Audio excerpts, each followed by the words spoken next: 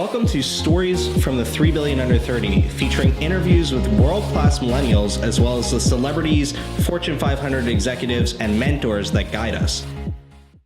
Welcome to another episode of Stories from the 3 Billion Under 30. I'm with Virginia Salas Kastilio. Hello. And Virginia, I met while wearing a banana costume at South by. We were with a whole party of Snapchat influencers, with which Virginia is, and I'm not a Snapchat influencer. I actually kind of like snuck my way into that little world. I don't know if you knew that. Yeah, you told me. I'm impressed. But it ended up being this like really fun atmosphere, and we connected briefly while we were there. We became friends afterwards, and saw you in New York a few times. Brought you to a couple meetings. You're now working with some people you met. I'm like part of your world now. Yeah. And so I wanted to bring you on the show to talk a little bit about growing your personal brand, whether it's on Snapchat or other social media channels. I want to talk a little bit about happiness and what that means in your world as a happiness researcher, and also how other people can apply it to their lives, and any other really practical tidbits of advice that you have for the 3 Billion Under 30. Yeah. And I'm also really excited you're going to be in the book. So yeah. I'm excited too. Thank you for being a part of that. So, as you know by now, I normally ask my guests what the most fun interview is for them, and I'm hoping that in 10 or 20 years they're going to sit back and remember this interview as they're like the new Tony Robinses of the world, and think back to Stories from the 3 Billion Under 30 and the interview that we're having now. So when I asked you this question, what was your response? Well, I generally so on the one hand, I'm very business smart, but anything that I do has to be fun, right? And so for me, I always travel, and I'm a nomad. I have one suitcase and a carry-on, it's, there's a lot of stuff, but I never ever travel without at least 2 onesies for me and another person. So obviously it would only make sense for us to do the interview in our onesies. Exactly. So we're gonna get into those right now, which actually I didn't even realize how fitting that is, because we met in banana costumes. So we're gonna get into the next costume right now. It makes sense. We're just gonna hang out in new costumes every time. Exactly. Okay, so let's do that. So, well, welcome to my world. So you gave me the choice of whether or not I wanted to wear the Cookie Monster one or the Care Bear. Yeah. And So I said I wanted to be a Care Bear because I played basketball up until 16, and in middle school, I remember when I was a 6th grader, there was this 8th grader, and all the fans would call him Gare Bear. His name's Gary. Yeah.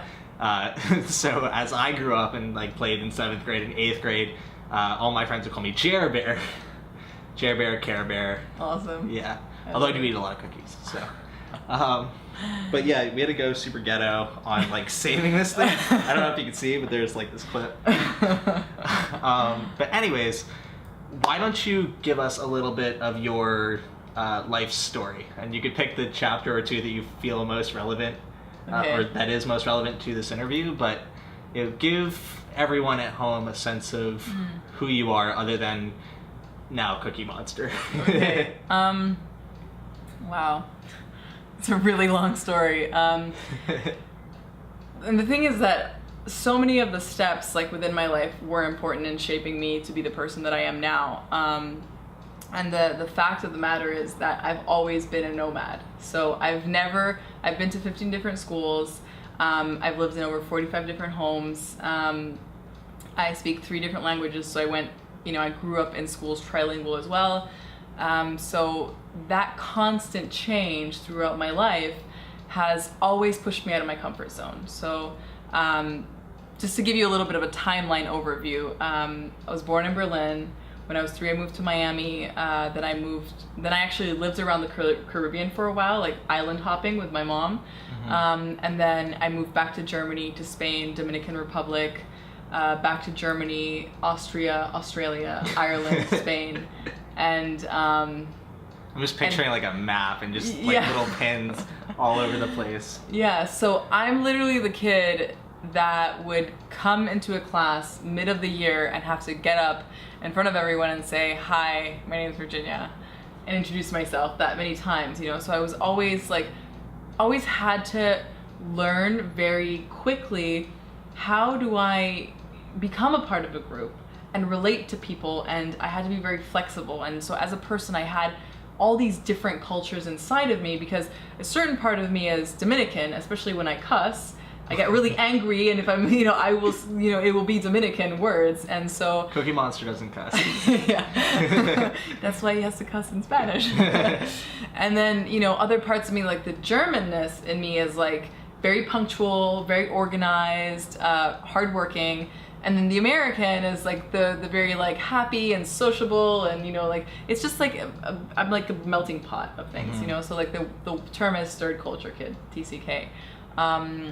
And I mean, for me early on, I always knew that I wanted to reach other people, because I felt like the outsider, the weird kid. I felt like just different to everyone else. And through literature and film, I realized that there's people all over the world that feel like me. So I in turn wanted to do that for the others that I felt like needed to be heard in that moment, and reach out through writing and through film. So right. So a few years ago, you're sitting at your corporate jobs, Yeah. you were at Oracle, Yeah. You were at Apple, Yeah. and then you see that Snapchat is going to become this thing, this Yes. like platform that is going to really allow you to share all the experiences you've had, all the eccentricness that you've had. Absolutely. And grow a personal brand. I mean, you're not doing this just to be fun, although it is fun. You, as a savvy business person, you're like, this is how I can grow my personal brand. This is the perfect platform for me to do that. Yeah.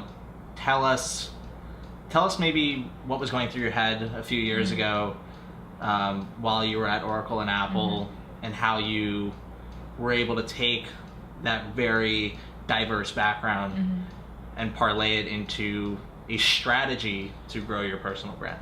Yeah, absolutely.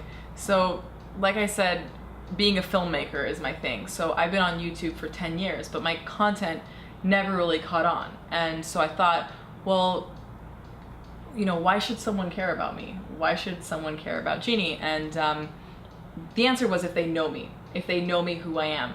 And that is what Snapchat gave me. It gave me the platform to allow people to see into my life every single day. Like, as happiness researcher, as a bubbly and, like just very flamboyant person, being on a YouTube video, if you just see a short clip of me, you might think it's fake. It's an act to get views or to get attention or whatever. But if you're able to watch my life consistently on a daily basis and see that that's just how I am, that completely changes things. And that's what Snapchat did. So I said, I really want people to get to know me from the moment that I wake up and brush my teeth. So like, my Snapchat is very unfiltered. It's just me. To the moment that I go to bed, and the people that I interact with, and really just like letting them into my life. And so that was the tool that Snapchat gave to me. And in terms of like the marketing strategy and how I built that up was, well, I mean, Snapchat is like a whole ninja game, right? Like, you really have to know what you're doing. And through working at Apple and through working at Oracle, I got all the training in marketing and sales and that I needed to understand, how do I get through these loopholes, and how do I create a system? Like, how do I build a campaign just for myself? So I became the brand in that sense, and I became my own personal guinea pig. So what I did was I went onto Google and I went, who to add on Snapchat. And this was last year, early on, when there was, there's very, very few Snapchat influencers, people that were doing this. And I went on every article that I could find. I commented my username and I said, Jeannie can breathe, expect hugging strangers on the street, and I live on an avocado farm in the south of Spain with my dog Nymphadora Tonks, and like, don't be surprised if I'm wearing... This is like nonfiction, by the way. This isn't fiction. There's screenshots totally of me doing those comments, and my life is just that, and it's also about, when you have your own, I think we all have our own personal brand. It doesn't matter what you do. If you clean, if you're an architect, if you're an engineer, it doesn't matter. You're all your own personal brand within your company as well. Like, it depends, like, if you're gonna get picked for projects, like, who am I gonna pick? The person whose name I've heard before. So I did the same thing at Apple. I made sure that everyone knew me. As soon as I stepped in those doors, I went to every single department, introduced myself, and asked what they did. I literally took my time and sat with their team for a few hours, took notes. I have a whole book, right, where I have all the stories in there of people, everyone's name, and what they do.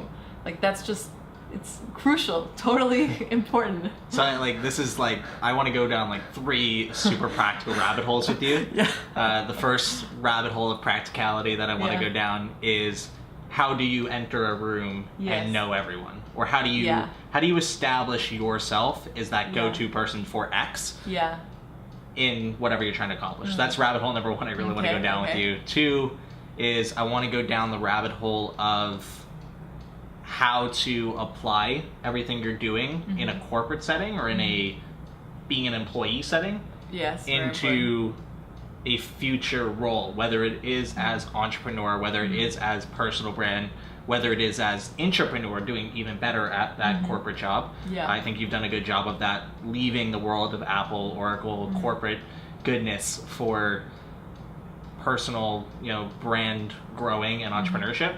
I think that could be valuable to anyone watching, whether they are an entrepreneur or whether they're an intrapreneur or someone who wants to be either.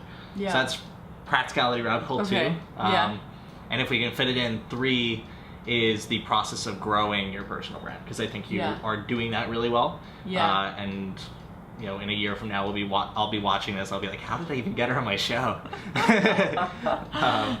So let's go back to, how do you... Number 1, entering a room. How do you enter a room or an online community, even a world like Snapchat, and establish yourself and establish those relationships? I actually wrote an article kind of about a part of this yesterday, is stop asking for permission. You don't need anyone's permission or acknowledgement to be somewhere. You just are, and I think that with that comes a lot of confidence. So I go to events and places, and I can go completely alone. There's no problem. I don't need a reason, to be there. I mean, other than I picked that. So what I do is, I'll walk in and be authentic. Just go up to the first person that you see and read someone's energy. You can see someone's vibe if there's someone that you would like to speak to, just alone by how they hold themselves, and or go for someone wearing a costume.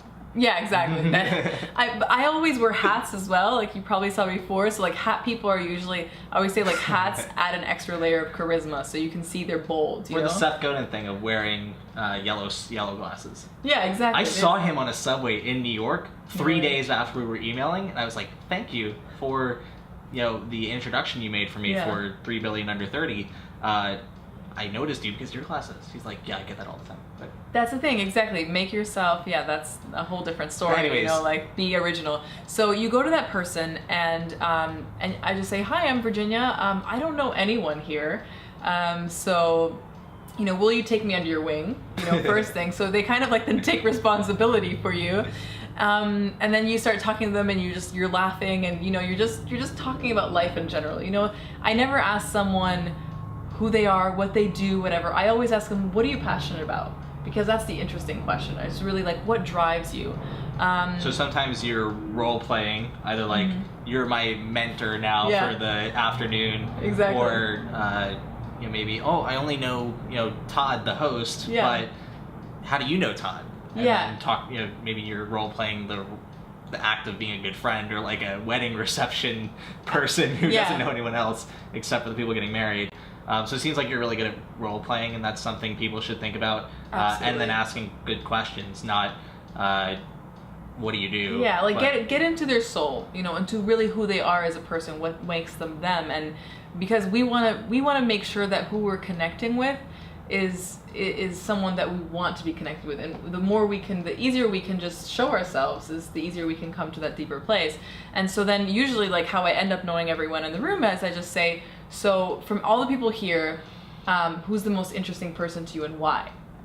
So then they'll tell me, they'll point someone out, and they'll be like, oh, this guy, he was so incredible here, he's so reliable, etc. Tell me all these amazing things, and I'll be like, okay. So I'll go to that person, I'll be like, hey, Felix, so Jared just told me that what he loves about you, you're his favorite person here. And they'll be like, oh my gosh, really? Like they'll be like so excited. And that's the other thing. We don't give each other enough acknowledgement. We don't say enough thank you. And sometimes they might not I might be the first person that they've heard this from, and it changes everything. When you are happy and when you are feeling acknowledged, that is then when you can be your best self. So that's kind of how I move around a room. That's how I network, and because I feel like you can leave a person, one of three ways: either negative, neutral, or positive. And I try to everyone that I meet to leave them positive. Doesn't matter who they are. Now, some people watching this would say that that's maybe a little manipulative. I would argue, and I think you would agree with me, we were talking about this earlier, that you should have intention and you should have some consciousness over who you're meeting. I mean, our time 100%. Is valuable, and not only that, but if you're doing good things in the world and have passions, have projects that you want to push forward, you do need certain people in your life to help you accomplish that. So therefore, you should be doing whatever it is you can to meet the type of people that can push your dreams forward.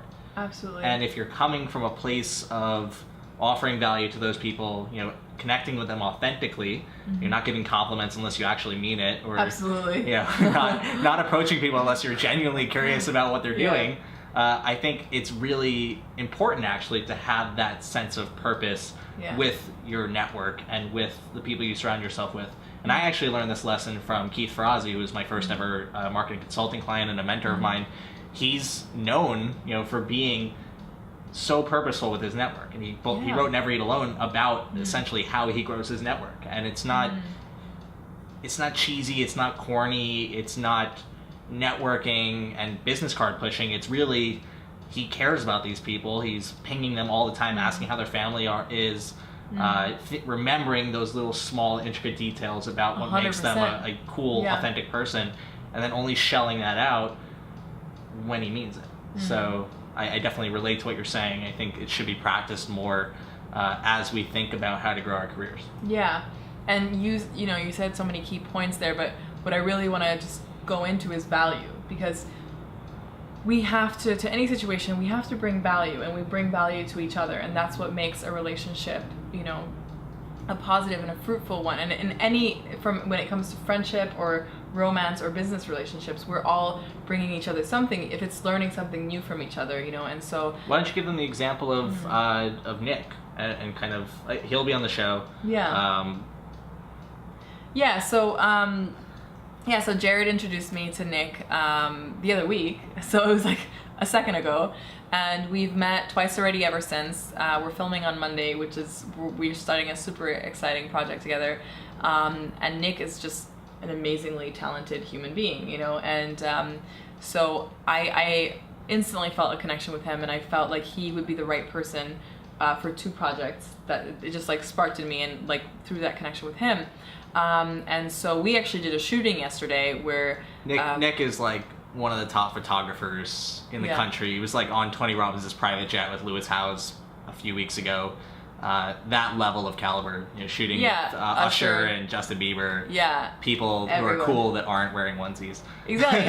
and then me, and then me yesterday. So, and I mean, how I kind of got, Nick to shoot with me is because I had this idea. I mean, everything that I do a lot in my brand is about, self-love and body image and positivity. And I really just wanted to write a piece about being your authentic self. And if you're a little bit bigger, if you don't have that perfect body, that's okay. And so we did a shooting of I was literally jumping around on his couch and dancing. What was the value you were bringing to him?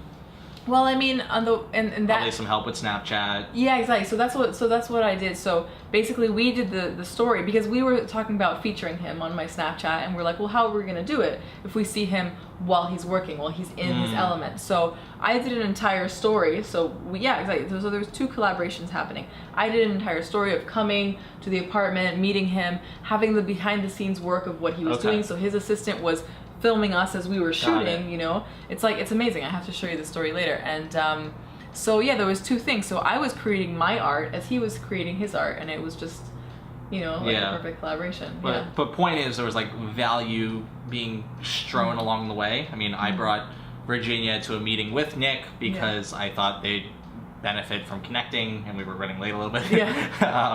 And then I kind of left them to take another call. They connected, they exchanged value. Ginny got some amazing photos and a cool new collaborator, and whoever Nick is going to, introduce you to in the future. And he got, exposure for a Snapchat brand that he's trying to grow, as well as a cool collaborator. And who knows, maybe at the very least they got cool new friends. So. Oh yeah, no, absolutely. And then he brought me with a meeting with him to Pencils of Promise, the head of marketing, and then introduced me to someone else. So it's just that's in 1 week. Yeah, exactly, in 1 week, because that's just how it happens when you find people that are also in alignment with your mission, because we're all kind of doing the same thing. We all want to better the world, we want to have a positive impact, and we want to connect, so that's why all these things happen in such a short space of time. So I'm going to connect that to practicality rabbit hole number 2. Yes. I personally think that entrepreneurship is one of the best ways to take your personal passions and your personal mission for the world and push that forward, because you're taking yourself out of working for someone else and allocating all your time and energy towards pushing your projects forward and your passions forward. But whether or not people go from corporate world to entrepreneurial life or corporate life to maybe a more entrepreneurial role, how are you able to do that from the worlds of Apple, Oracle, probably cushy salary, great companies, everything, gym, canteen, best food, and go to the lifestyle you're living now as a creative entrepreneur, someone who's building their personal brand.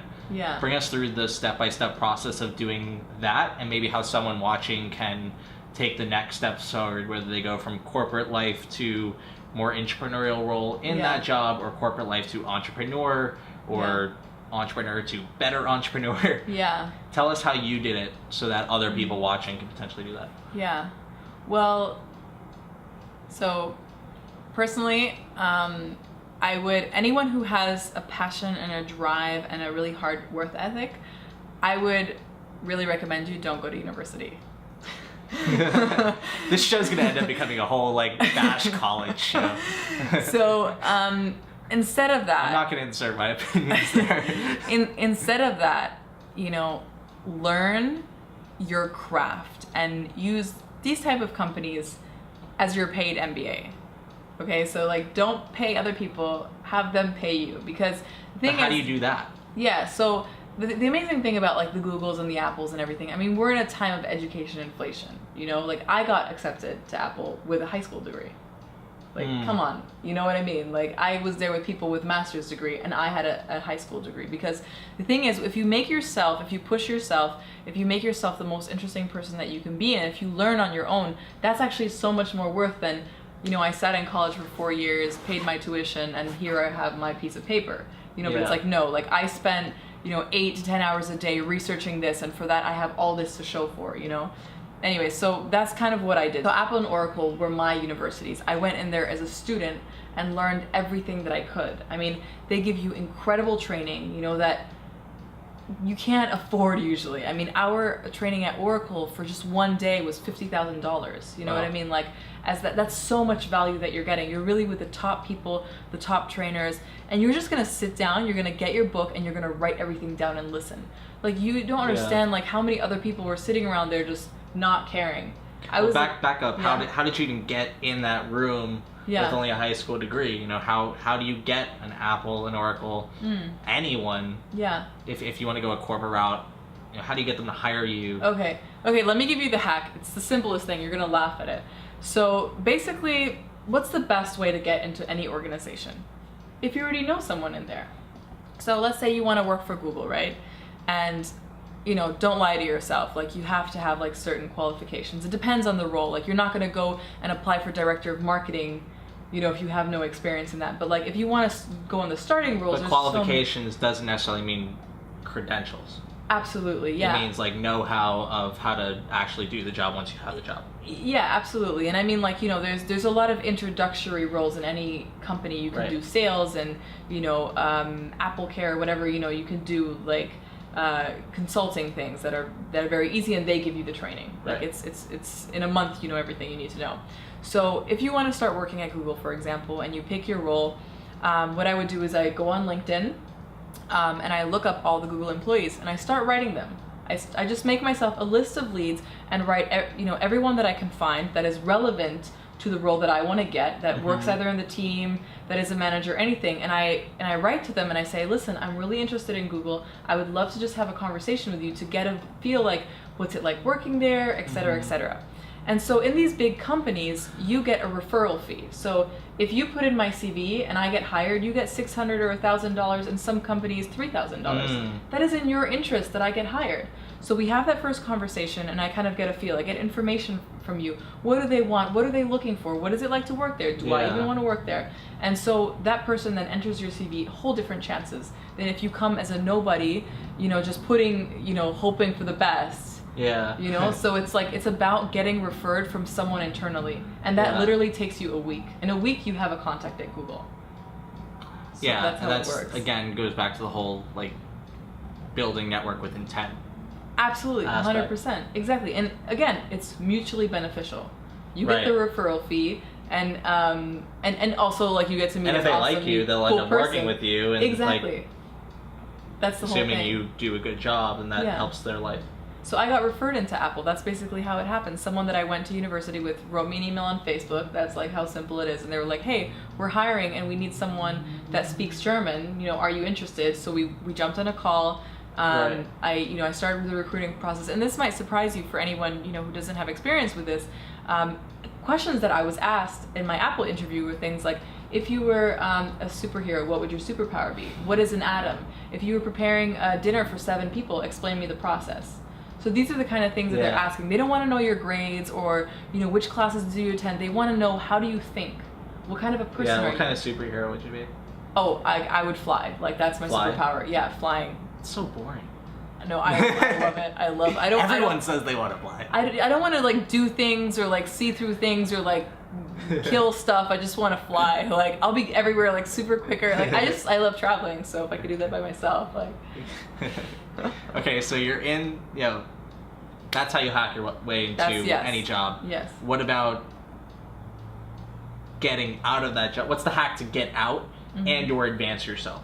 Yeah, well, like I said, make sure everybody knows your name. Make sure that your work is pristine. And you'll be surprised how easy that is to do. You know, we were talking before. We go into the office and the weekend, no one's there. You know what I mean? Like, there is so much. That's just that any you can office, do. like WeWork. Yeah, exactly. These are startup world. Yeah. Although it's the office in the financial district, so maybe I don't know. That's the thing. You have I get pissed. All this stuff, like all this stuff that we're doing, takes a lot of sweat and it takes a lot of research. It takes a lot of learning. Like, learning does not stop at high school or university. It's a constant thing. Like, anytime you give me any bit of information, I'm drinking that in and I'm trying to save it as much as I can. Like, I would love to just be walking around my days with a notebook. Information is cookies. Yeah, completely. Like, oh, my thing fell out. Oh, whoopsie. And so, yeah, that's the thing. So make sure everyone knows you. Make sure you're excellent at what you're doing. And the simple thing is, you could just learn that. You can learn any craft, you know, whatever it might be. And that's how you advance. So when I was working at Apple, when I started, 1 year after starting, I got promoted to a position that, you know, my partner that was with me, he was already 7 years at Apple. I was there 1 year, he was there 7 years. So I just, like, climbed the ladder like this, and it was simply because my name was known by everybody. And, like, I was this little girl. I mean, what was I back then, like 22 years old or something, you know, like, and in my first week I hit the sales record of most iPhones sold. So they called me Virginia Salas Kastilio. And so, like, I just went in there. But it was using the same, like, tactics or strategies that you would use at a dinner party, or what we were talking about earlier. You know, you kind of use that internally to meet everyone. Yeah, totally. And it's also about going to those people to the dinner parties, you know what I mean? Getting invited to those things, being outside of work. And because, I mean, so much of any business relationship is also just being friends and liking to be around that person, because just like giving a fuck. Exactly. Totally. Because if I don't like you, like, why would I want to work with you? You know, like, sometimes we get pushed for those people in the room and we're like, okay, you know, I guess we're collaborating, I guess we're going to do this, but that project is never going to be the same as if we would really get along and we would enjoy working together, because we're going to put so much more effort into something that we both love and are both excited about, and, like, have that chemistry, than if we're just put together and, you know, annoyed at being there. You know, Right. it's just human nature. So keep us going. You know, how did you keep advancing? How did you eventually leave? Well, that when I world? left Apple, it was basically because my manager said, Virginia, in 5 months, I don't have a job for you because you've already like started to outgrow me, and you're going to be bored. So go on to the next challenge. You could be earning a lot more money at another company. Go to Oracle. So that only took like a week as well of having, you know, someone that I knew get me onto a recruiter at Oracle. Next day I had my first interview, and the interview process took a very long time because you have to like go to heaps of interviews, you have to fly there and stuff like that. And basically how I got the job, also I was the first person that they hired without a uni degree. I was the youngest person. At and Oracle, in Oracle history, or like that team? I mean, no, like in that facility in Malaga, it seems like, you know, and I also got the highest salary. I mean, I don't know. I mean, there's 120,000 employees that have to look at the statistic, but what the recruiter said to me is she's like, you're the youngest person that's ever been hired without a degree and with the highest salary, because they wanted to give me 20K less, and I just said no. I just kept on saying no, and they kept on going, and then I was like, this is what I want. This is what you guys are gonna give me, and I'm sorry, like I don't need this. That's the most important thing. You don't need anything. You're perfect. You're complete. You know. That's, if you come from that space of like, oh gosh, I need this. Like this is, you know, you're never gonna get there because you know it's just the wrong energy. And so I just said no to them, and that was it. Like I just kept my cool. And then 2 weeks later, the recruiter calls me like at 12 o'clock at night, super excited that they just had to get approval from the States, like from the head office, and you know, in Redwoods, California. And she was like so happy to tell me, and I was just like, okay, great, you know, thanks. Like this is what I wanted. And they gave me like the gold relocation package of like 10K and like everything, you know. And it was just like, because I stuck to my guns, and I was like, this is what I'm worth. And also, so like my manager, she asked me, she said, okay, so I'm going to be honest with you here.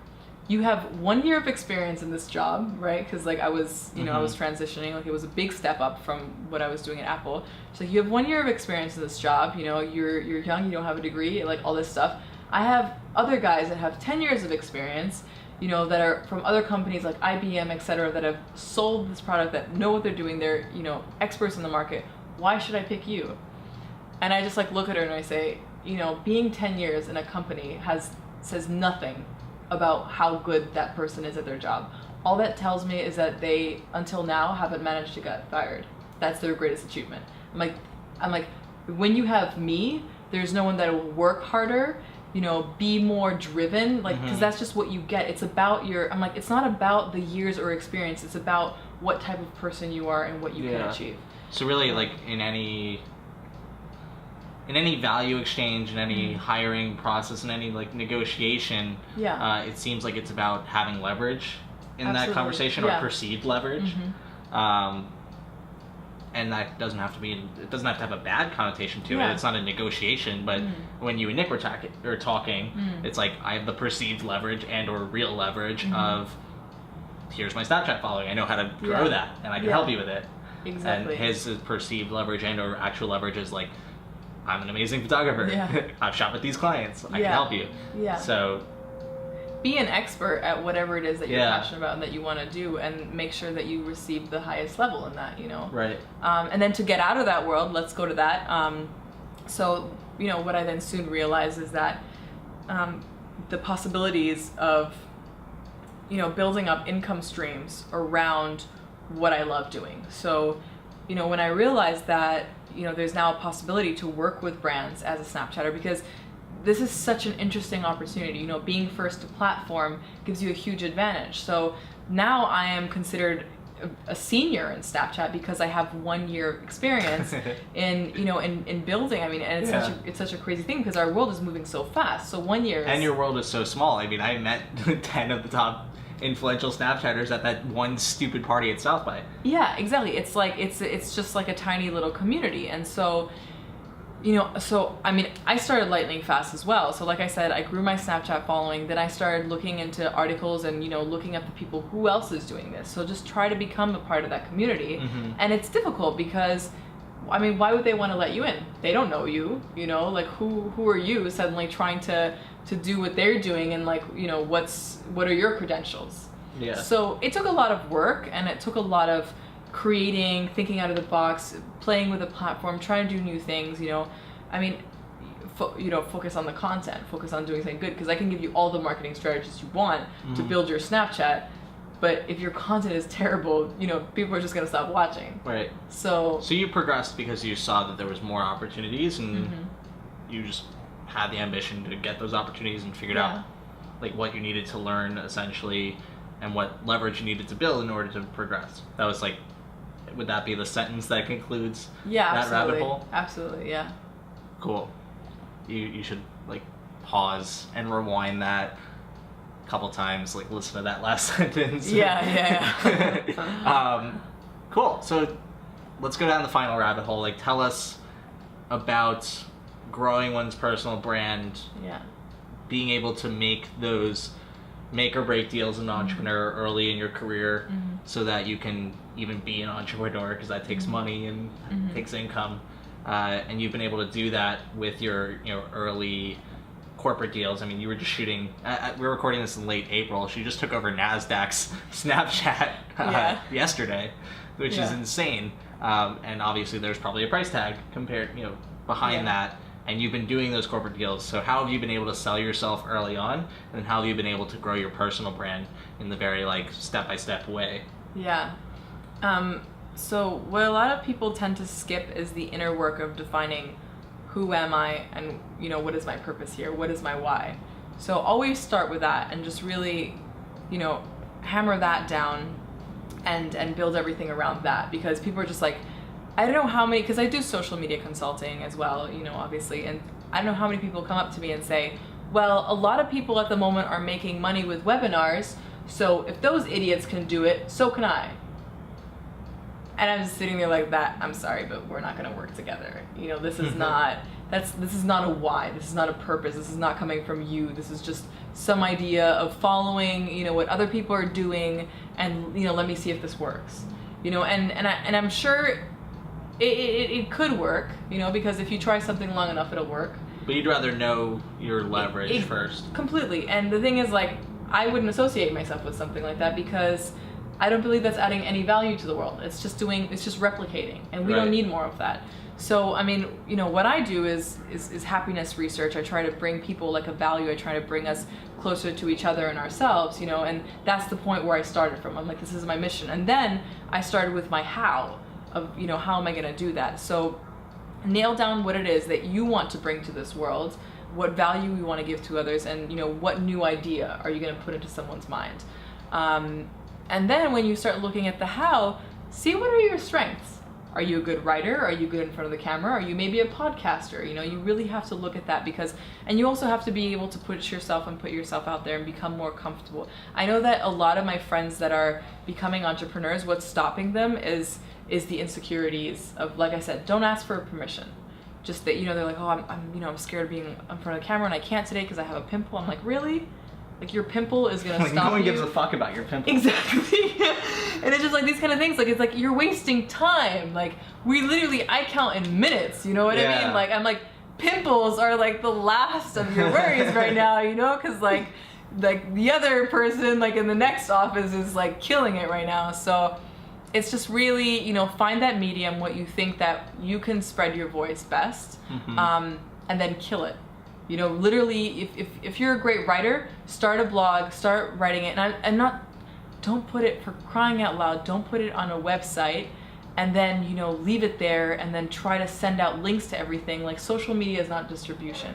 Every single social media platform is its own language and its own art, and you have to learn those.